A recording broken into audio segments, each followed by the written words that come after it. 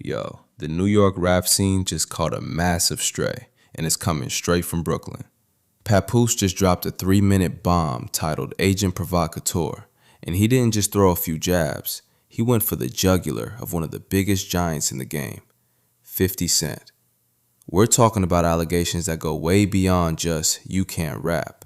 Pap is bringing up medical records, questioning the 9 shots legend, and even dragging Floyd Mayweather into the mix.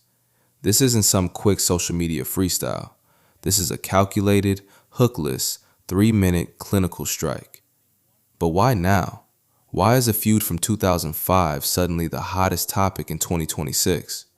Today, we're dissecting the Agent Provocateur lyrics to see if Papoose just did the unthinkable or if he's just shouting at a brick wall. Let's get right into the meat of the track.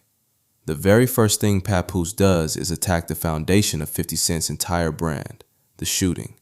For over 20 years, the world has known 50 as the man who survived 9 shots. But Papoose says, wait a minute.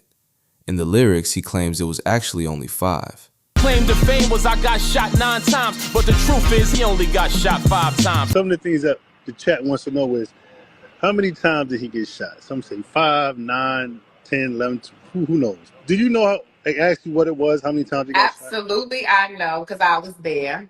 I was there with him in the hospital for weeks, to the point where once he was not in his induced coma. Once he saw I was there, he did not let me leave his side. But he was shot 5 times. 5 times. Once in the jaw, the arm, the hip, and everything else was like little flesh wound, but 5 times. It was not 9. He said he came up with 5. His reasoning to me why he said he came up with 5 was because Tupac got shot 5 times.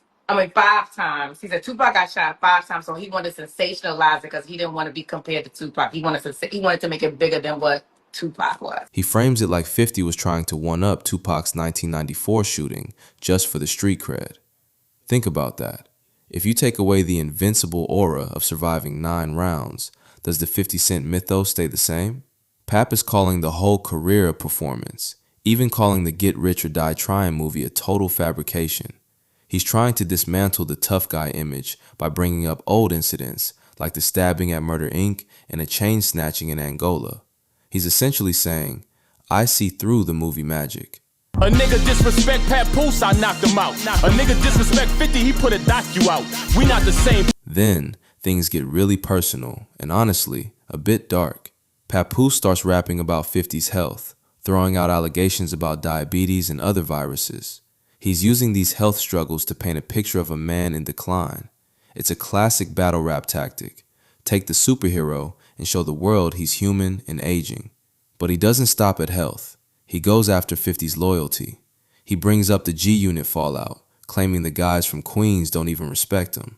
He mentions how 50 allegedly treated Lloyd during a time of grief and his estranged relationship with his son, Marquise. He even describes 50's relationship with Eminem as a slave-master dynamic. That is a heavy, heavy line. He's painting 50 as someone who turned his back on his brothers for corporate success, predicting that G-Unit is going to fall like dominoes. One of the wildest parts of these lyrics involves the 2014 rumors about Floyd Mayweather. Papoose literally raps about Floyd punching 50 in the face.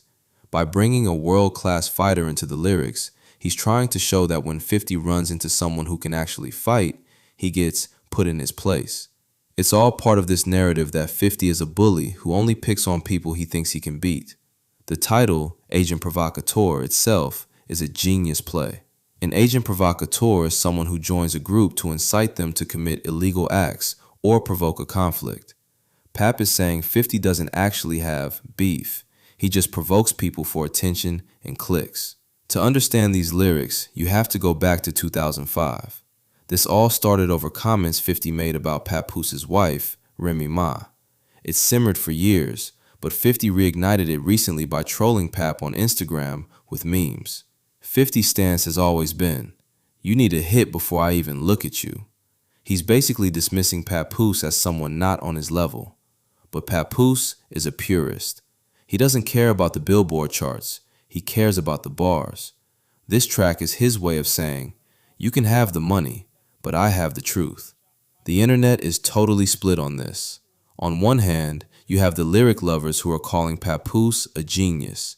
They're saying this is what hip-hop is supposed to be, raw, unfiltered, and technical.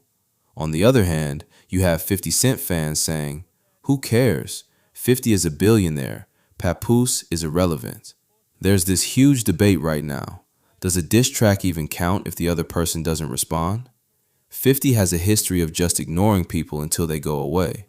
But some fans are calling him out, saying he needs to put the money aside and get back in the booth if he calls himself a rapper. At the end of the day, Agent Provocateur is a reminder that Brooklyn still has something to say. Whether 50 responds or stays silent, Papoose just put a massive dent in the narrative. Hey yo, 50, you a bitch, man. You can't bully no Brooklyn nigga. You are now listening to the sound of Who's?